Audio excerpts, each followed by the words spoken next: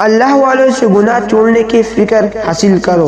آ جاؤ میں بتاتا ہوں کہ فکر کیسے حاصل کرو۔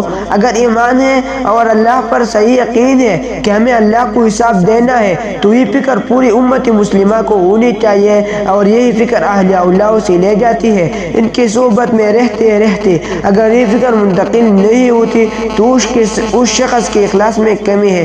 یہ شخص خانقاہوں میں محض وقت گزاری کر رہا ہے، اس کا دل ہی نہیں لگتا تو خانقاہ میں اگر پڑ گیا۔ مگر خوب غور سے سن لو، اللہ والوں اور بزرگان دین کے پاس رہنے کے لیے نیت درست کرو کہ ہم یہاں کیوں رہتے ہیں۔ گھر چھوڑ کر، خاندان چھوڑ کر، کاروبار چھوڑ کر اور نوکری چھوڑ کر کسی بزرگ کے پاس کیوں جاتے ہیں؟ تاکہ ہم اس سے اللہ تعالیٰ کی محبت، اللہ کی رضا اور خوشنودی حاصل کریں۔ لہٰذا اگر خانقاہ میں رہ کر یا مکہ مکرمہ اور مدینہ شریفہ جیسی محترم جگہ میں رہ کر گناہ نہ چھوڑے اور یہ بھی گناہ کرتے تو سوچ لو کہ ہمارا یہ عمل کیسا ہے۔ حضور اکرم صلی اللہ علیہ وسلم کی بارگاہ میں امت کے عمل پیش ہوتی ہے تو یہ سوچنا چاہیے کہ ہمارے اعمال سے حضور صلی اللہ علیہ وسلم کے غم پہنچے گا۔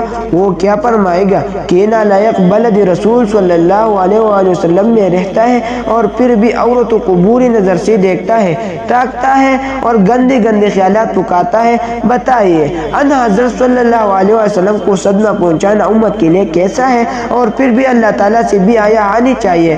جہاں حیا آنی چاہیے وہاں بھی حیا بنتی ہے۔ مثلا بعض لوگ کہتے ہیں کہ داڑھی رکھنے سے مجھے شرم آتی ہے، اگر رکھے تو ایک مشت رکھنے سے شرم کرتی ہے۔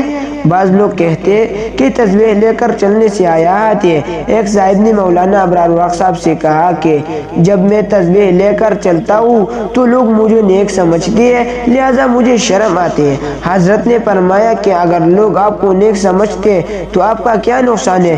کیا آپ یہ چاہتے ہیں کہ لوگ آپ کو بدمعاش سمجھیں؟ اگر لوگ نیک سمجھتے ہیں تو کسی کے سمجھنے سے دکھاوا نہیں ہوتا، بس آپ کو خود کو نیک نہ سمجھے۔ والسلام۔